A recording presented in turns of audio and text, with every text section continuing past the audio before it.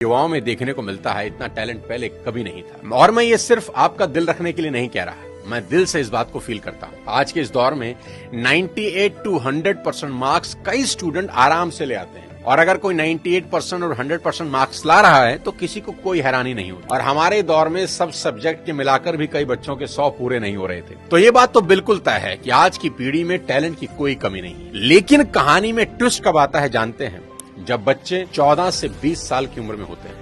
अब इनके hormones jump करने लगते हैं, और इसका सबसे गंभीर असर ये होता है कि ये हार्मोन्स बच्चों को पेरेंट्स से दूर कर देते हैं, क्योंकि इस उम्र में बच्चों को चाहिए आजादी, और माँ बाप वो आजादी देते नहीं, क्योंकि वो जानते हैं इस तरह की आजादी के लिए ये उम्र सही नहीं है। तो पेरेंट्स रोकते हैं, समझाते हैं, उनको पता है ये उम्र फिसलने वाली है, यही वो उम्र है जिसमें फ्यूचर बन भी सकता है और बर्बाद भी हो सकता है।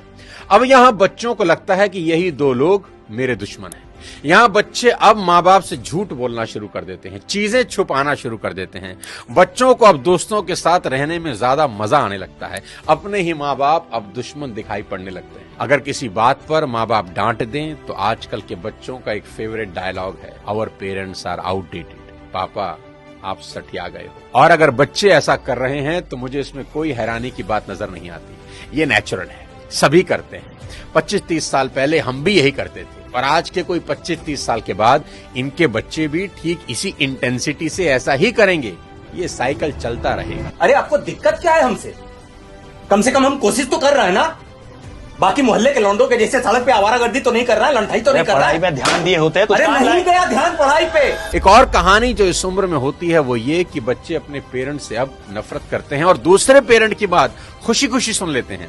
यहाँ अपना ही एग्जाम्पल देता हूँ। आज बहुत लोग मेरी बात सुनते हैं और मानते हैं, दूर दूर से कंसल्टेशन लेने आते हैं, पर मेरी अपनी बेटी को समझाने में मेरे पसीने निकल जाते हैं। कपिल शर्मा के शो में आमिर खान का भी यही प्रॉब्लम है, जो उन्होंने बताया कि सभी स्टार्स के बच्चे अपने करियर की सलाह मुझसे लेने आते हैं, पर मेरे अपने बच्चे मेरी बात नहीं सुनते। बच्चे बात सुने या ना सुने ये मेरी प्रॉब्लम नहीं है, मेरी चिंता कुछ और है, वो बताता हूं आपको। अभी कुछ दिन पहले मैं एज अ चीफ गेस्ट अपनी बेटी के स्कूल में गया, जहां उनकी प्रिंसिपल ने मुझे इनवाइट किया। उनका कोई एनुअल डे प्रोग्राम था।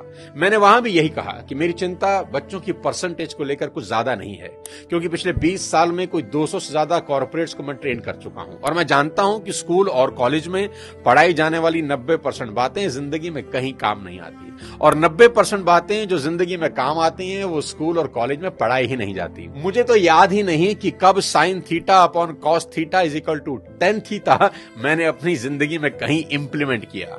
एज अ पेरेंट आज मेरी सबसे बड़ी चिंता